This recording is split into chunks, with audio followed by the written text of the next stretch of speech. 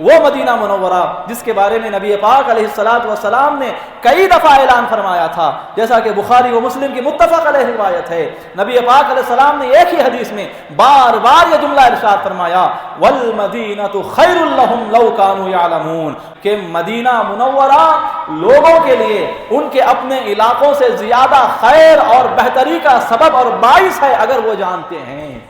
خود کے شہروں سے، خود کے علاقوں سے مدینہ منورہ ان کے لیے زیادہ افضل ہے، خیر کا ذریعہ ہے اگر لوگ اس بات کو جانتے ہیں۔ وہ مدینہ منورہ جس کے بارے میں نبی پاک علیہ الصلوۃ والسلام نے یہ دعا فرمائی تھی، بخاری شریف کی روایت ہے، اللہم حبب الینا المدینۃ کحبنا مکہ او اشد، اے اللہ مکہ مکرمہ کی جتنی محبت ہمارے دلوں میں ہے اتنی محبت او اشد بلکہ اس سے زیادہ محبت ہمارے دلوں میں مدینہ منورہ کی رکھ دے۔ وہ مدینہ منورہ جس کے بارے میں آقا علیہ الصلوۃ والسلام نے ترغیب دیتے ہوئے لوگوں سے ارشاد فرمایا کہ من استطاع ان يموت بالمدینۃ فلیمت بها فانی اشفع لمن يموت بها۔ آقا علیہ الصلوۃ والسلام نے کئی دفعہ یہ بات ارشاد فرمائی تھی کہ جس سے یہ ہو سکتا ہے، جس سے یہ بن پڑ سکتا ہے کہ وہ مدینے میں آ کر زندگی گزار کر مدینے میں مرے تو اسے چاہیے کہ وہ مدینے میں مرے، اس لیے کہ جو مدینے میں مرے گا، جس کی موت مدینے میں آئے گی، قیامت کے دن میں اس کی شفاعت کروں گا۔ وہ مدینہ منورہ کہ نبی پاک علیہ الصلوۃ والسلام کے جلیل القدر خلیفہ حضرت عمر فاروق اعظم بارہا مولا تعالیٰ کی بارگاہ میں دعائیں کیا کرتے تھے، اللہم ارزقنی شہادۃ فی سبیلک واجعل موتی فی بلد رسولک، کہ اے پروردگار مجھے تیرے راستے میں شہادت والی موت عطا فرما اور وہ موت تیرے نبی کے شہر میں مجھے عطا فرما۔ بالآخر اللہ نے وہ دعا قبول بھی فرمائی، شہادت بھی ہوئی آپ کی، اور وہ شہادت مدینہ منورہ میں مصلی مسجد نبوی میں عین نماز کی حالت میں آپ کو عطا کی گئی۔ تو مدینہ منورہ کی بے شمار شانیں ہیں، عظمتیں ہیں، برکتیں ہیں۔ عزیزان ملت اسلامیہ، کوفہ کے گورنر تھے صحابی رسول حضرت نعمان بن بشیر رضی اللہ تعالیٰ عنہ، جو حضرت امیر معاویہ رضی اللہ تعالیٰ عنہ کے دور سے کوفہ کے گورنر تھے۔ کوفہ کی جامع مسجد میں لوگوں کو جمع فرمایا، لوگ جمع ہو گئے تو آپ منبر پر کھڑے ہو کر آپ نے اللہ کی حمد و ثنا بیان کرنے کے بعد، آقا علیہ الصلوۃ والسلام کی بارگاہ میں درود و سلام کے نذرانے پیش کرنے کے بعد آپ نے فقط اتنا کہا کہ اے اہل کوفہ، تم نے کوفہ کا جو ماحول بنایا ہے اس ماحول سے یزید یقیناً سخت ناراض ہوگا، اور وہ اتنا ناراض ہوگا کہ وہ فتنہ و فساد کرنے، خون ریزی کرنے سے بھی پیچھے نہیں ہٹے گا۔ لہذا میرا فقط یہی مطالبہ ہے کہ تم ان حالات سے باہر نکل آؤ۔ فقط آپ نے اتنا کہا۔ اس مجلس میں یزید کے کچھ عاشق تھے، یزید کے کچھ حامی تھے، وہ کھڑے ہوئے اور حضرت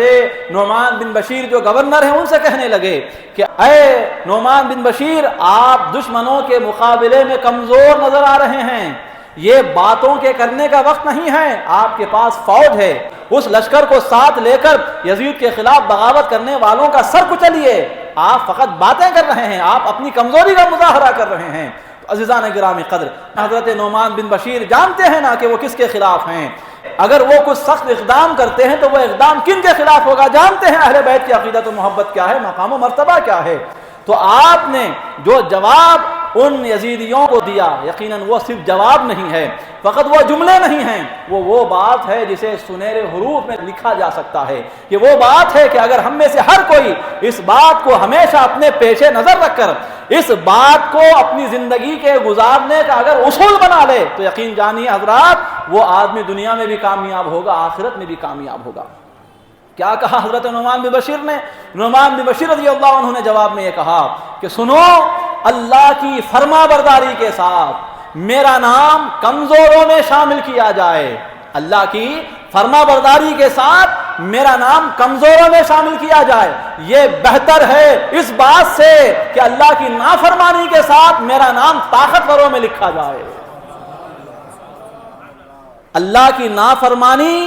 اگر میں کروں اور اس نافرمانی کی وجہ سے مجھے اچھا کہا جائے، مجھے شاباشی دی جائے، انعام و اکرام اگر مجھے عطا کیا جائے، میرا نام سنہرے حروف میں تاریخ کے اوراق پہ لکھا جائے، یہ مجھے پسند نہیں ہے۔ ہاں مجھے یہ پسند ہے کہ اللہ کی فرما برداری میں کروں اور اس فرما برداری کی وجہ سے کمزوروں میں، غریبوں میں، لاچاروں میں، مجبوروں میں اور گمشدہ لوگوں میں میرا نام لکھا جائے۔ یقیناً یہ بات مجھے کروڑ ہا کروڑ مرتبہ پسند ہے۔ اس بات کو اپنے لیے ہمیں اصول بنانا چاہیے، ہم میں سے ہر ایک کو بھی اسی طرح کی زندگی گزارنی چاہیے۔ ہمیشہ ہم اس بات کو ہی پیش نظر رکھے کہ عزت والا ہم کو اللہ کی بارگاہ میں بننا ہے، اللہ کی نظروں میں عزت والا ہونا ہے۔ عزت والا ہمیں صرف دنیا والوں کی نظروں میں نہیں ہونا ہے، دنیا والوں کی نظروں میں عزت والا ہونے کے لیے اللہ کی نظروں میں ذلیلوں میں شمار ہو جائے، یہ کوئی عقل مندی دانش مندی کی بات نہیں ہے۔ آپ کیا بتانا چاہ رہے ہیں؟ بتانا چاہ رہے ہیں کہ اہل بیت کے خلاف اگر میں تلوار اٹھاؤں گا تو یہ اللہ کی نافرمانی ہوگی، لیکن یزید کے پاس میرا نام طاقتوروں میں لکھا جائے گا، یہ مجھے پسند نہیں ہے۔ ہاں تم میری کمزوری کی باتیں کرو، تم مجھے طعن و تشنیع کا شکار بناؤ، لیکن میں اہل بیت کی فرما برداری کروں، یہ مجھے پسند ہے۔